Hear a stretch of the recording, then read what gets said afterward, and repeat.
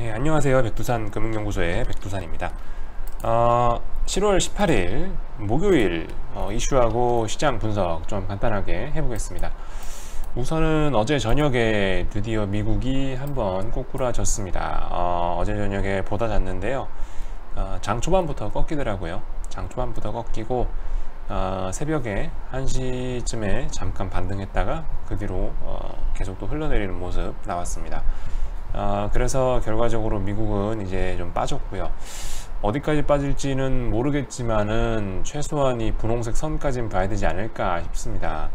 이 정도 선은 지지하지 않을까 싶고요. 지금 미국 차트상 미국 차트의 약점은 여기 있죠. 갭상승한 거에 있습니다. 7월 1일 날 나스닥과 S&P 둘 다 갭상승을 해놓은 부분이 있는데요.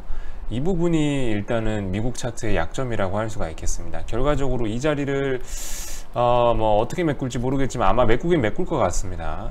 7월 1일에 무슨 엄청난 일이 있었던 게 아닌 이상 제가 봤을 때 여기는 메꾸고 갈 것 같아요. 그래서 7월 1일 이 분홍색 선 정도까지는 아마 예상을 해야 되지 않을까라는 생각이 듭니다. S&P나 나스닥이나 공통적으로 드리는 말씀이고요. 아무튼 뭐 그렇습니다. 그래서 어제 저녁에 요거 보면서 말씀드렸던 건데, 지금까지 미국장 빠진다라고 했던 게 이거 보면서 말씀드렸던 건데, 그죠? 변동성 지수 이거 보면서 말씀드린 겁니다. 갭상승 하다가 그러니까 이런 식으로 급등하면 오래 못 간다라는 말씀드렸고, 그래서 조만간 꺾인다라는 말씀드렸는데, 드디어 미국장 변동성 지수의 3거래일 연속으로 음봉이 뜨면서 이제 본격적으로 빠지기 시작했죠. 그리고 우리 그 풋옵션에 해당하는 이쪽 ETF에도 빨간불이 들어와서 일단은 미국장은 완벽하게 저점을 다진 모습입니다. 솔직히 어제 저녁에 이거 가지고 한번 매매할까도 굉장히 많이 고민했었는데요. 주문창 껐다 닫았다 많이 했는데 안 했어요. 왜냐면은 이제 기본적으로 이거는 이 풋옵션 같은 요런 상품 같은 경우는 일단은 까일 염려가 있습니다. 그래서 이거는 이제 확실하지 않으면 승부를 안 보는 게 낫습니다. 확실하다는 얘기는 뭐 최소한 저점 요런 식으로 지키는 요런 모습 나오기 전까지는, 이렇게 저점 확실하게 지켜주기 전까지는 안 들어가는 게 좋다는 얘기인데, 일단은 뭐 지금 이번 보시면 아직은 좀 어떤 바닥을 다지는 그런 모습이 굉장히 약해서 어제 솔직히 거의 2~3%는 쉽게 먹을 수 있었는데, 이렇게 벌어도 뭐하나 싶어가지고 그냥 일단 안 들어갔습니다. 위험관리 차원에서 안 들어갔어요. 저는 나중에 이제 요게 미국장 조정이 충분해졌다 싶으면 요거 들어갈 겁니다. 요거는 뭐 물려도 주구장창 들고 있으면은 원금 손실이 쉽지 않은 상품이기 때문에 요거 아무튼 요게 좀 더 가격이 내려오면 들어가려고 요거 기다리고 있습니다. 자, 아무튼 그건 그렇고요. 우리나라는 당연히 그렇겠죠. 우리나라는 미국이 빠졌으니까 빠질 수밖에 없습니다. 다만 우리나라와 미국 주식시장의 박자가 조금씩 시차가 13시간이 나다 보니까 뭐 아시다시피 박자가 조금씩 안 맞는 경향이 있어요. 그래서 미국이 빠지기 시작했는데 우리나라는 한번 올랐다 빠지거나 뭐 이런 경우가 있기 때문에, 일단은 그죠? 삼성전자, 자 오늘 어떤 짓을 했냐면은, 뭐 아직 장마감 된 건 아니지만은 삼성전자 일단은 어제 저녁에 미국이 개파락했음에도 불구하고 삼성전자 오늘 갭상승했죠. 오늘 같은 날 삼성전자 선물 매도 때리면은 이제 무조건 먹기 쉬운 딱 그런 날입니다. 미국이 빠졌는데도 불구하고 삼성전자가 올라가기가 이게 쉬울까요? 쉽지 않겠죠. 그래서 어쨌든간 삼성전자 오늘은 어제 미국이 하락했음에도 불구하고 갭상승해서 밀리고 있고요. 미국장은 이미 빠지기 시작했는데, 우리나라 같은 경우는 요날 16일날 장대 양봉을 만들어 놨기 때문에 어제부터 이제 빠질까 말까 고민하는 겁니다. 그래서 어제 음봉 만들고 오늘 한 번 더 음봉 작업 이렇게 만들어 줌으로 인해서, 만약에 음봉 더 잘 만들어진다면은 내일부터 이제 본격적으로 좀 빠지는 날이 되겠죠. 제가 봤을 때 오늘은 그렇게 한국장 빠지기가 쉽지는 않을 것 같습니다. 뭐 코스닥은 흘러내릴지 몰라도요. 일단은 뭐 삼성전자는 오늘 빠지긴 좀 쉽지 않을 것 같고, 아무튼 뭐 코스닥은 뭐 답이 없겠죠. 코스닥은 오늘 줄줄이 흘러내릴 것 같고, 아무튼 슬슬 다시 시장이 좀 조정을 받고 있습니다. 오늘 7월 18일이고요. 이제 7월 달이 한 8거래일, 뭐 9거래일 정도 남았는데, 남은 시간, 남은 8거래일, 9거래일 좀 암울할 가능성이 있습니다. 7월 달. 왜냐? FOMC가 이제 가시권에 들어갔기 때문이죠. 뭐 누누이 한 번 더 강조해서 드리는 말씀인데, 지금 시장은 금리 인하, 미국이 금리 인하할지 말지에 대한 불확실성이 아직도 해소되지 않은 상태이다. 그래서 그 부분과 관련해서 FOMC 회의 직전까지는 아마 좀 시장이 흘러내릴 가능성이 있을 것 같다. 왜냐? 7월 첫째 주에 너무 급등했기도 했고, 그리고 불확실성이 대두되기도 하고 하기 때문에 7월 말까지 그림은 아마 일단은 지수가 좀 조정이 나오는 쪽으로 진행이 되지 않을까 싶습니다. 뭐 계속 그 얘기 드리고 있죠.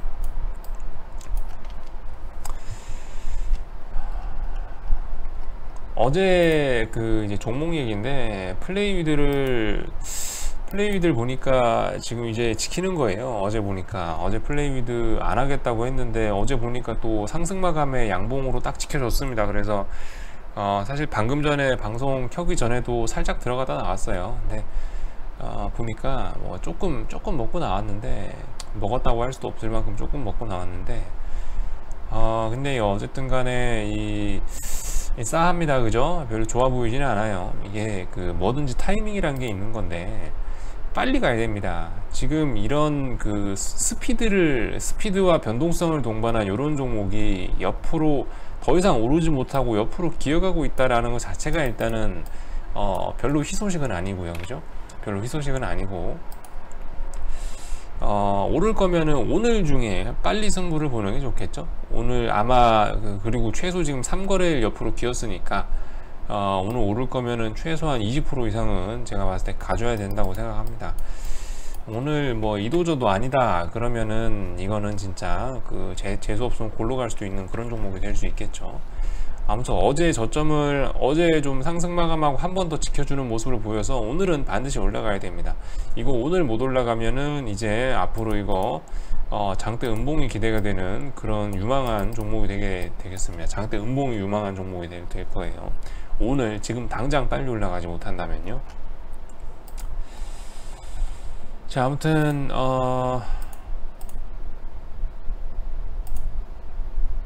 오늘도 뭐 이상한 종목들이 막 상한가를 가고 있네요. 근데 어떤 시세에 좀 연속성을 가진 종목들은 잘 보이지 않고요. 제가 이건 좀 깨름직하다 한 종목들은 막 잘 가고 있네요. 모나미, 두올산업, 좀 깨름직하고 플레이위드로 해먹어 보자 라 생각했는데 플레이위드가 제일 안 가고 있네요. 두올산업하고 저기 모나미로 해먹었으면은 최소한 뭐 상한가 한 방은 먹었을 텐데, 수익률로 치면 30%는 한번 먹었을 텐데, 참 종목 선택이 끼끗해 가지고 안 가고 있습니다.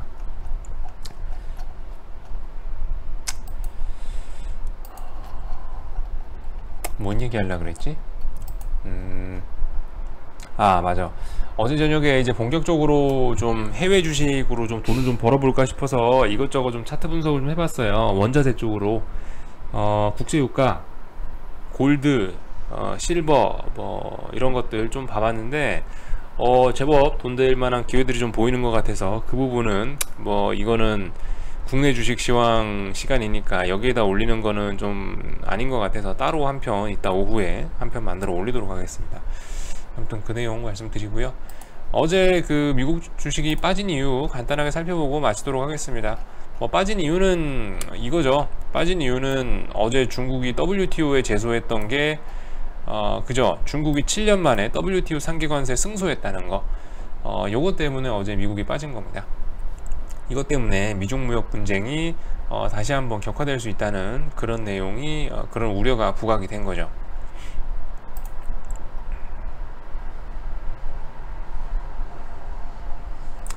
그죠? 무역 분쟁 재개 조짐, 트럼프 이젠 시진핑과 가깝지 않다. 요즘 하여튼 트럼프의 행동을 조금 좀 눈여겨볼 필요가 있는 것 같은데, 제가 보기로는요, 현재로서 트럼프가 지금 하고 있는 짓은 그건 것 같습니다. 일단 요즘 민주당 의원들하고 자꾸 싸우고, 그리고 좀 인종차별적이라고 할 만한 그런 발언들을 자꾸 이어나가고 있고, 다시 중국 시진핑과 지금 또 싸움을 시작했죠. 근데 이런 지금 흐름들이 그 공화당 내부에 있는 지지력 자체는 오히려 향상시켰다고 합니다. 공화당 내부에서 트럼프를 지지하는 지지율은 올리고, 근데 어차피 그 트럼프 같은 경우는 지금 전체 지지율 자체를 올리긴 쉽지 않죠. 그 전체 지지율이 트럼프가 지금 민주당 의원들한테 약간 밀리는 수준이라고 합니다. 뭐 44%래나 지지율이. 그러니까 조금 밀리는 수준이죠. 과반 넘어가야 되는데 뭐 49% 50%는 돼야 되는데 44%대라고 하니까 전체적인 지지율은 밀리고 있다. 근데 보니까 전체적인 지지율은 일단 나중에 할 모양이고, 지금으로서는 약간 좀 공화당 내부에 그 결속을 다지는 그런 짓을 하고 있다고 생각이 됩니다. 그래서 지금 좀 공격적인 발언이나 공격적인 어떤 뭐 행동들을 이어나가고 있다고 생각을 해요. 뭐 근데 언젠가는 이제 공화당 내에서 그 어떤 지지 결집이 끝나고 나면은 이제 조만간 또 이제 민주당과의 싸움도 해야 되니까 아마도 뭔가 좀 좋은 일이 있지 않겠습니까, 우리한테. 그죠? 아무튼 우리는 말씀드렸다시피 9월달까지 갈 것 같아요. 9월달 돼야 본격적으로 오르고, 7월달에는 좀 어둡고 8월달에는 반등 좀 나오고 9월달에는 좀 오르는 쪽으로 이렇게 하여튼 생각을 해보겠습니다. 뭐 기사들 몇 개 있긴 한데 제가 뭐 굳이 안 봐도 될 것 같고요.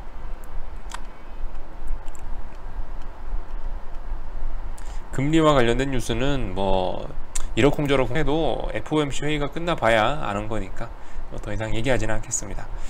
하여튼 이따 오후에는 그 원자재 쪽 관련된 그 내용으로 한번 찾아뵙도록 하겠습니다. 이슈하고 시황은 오늘 여기서 마칠게요.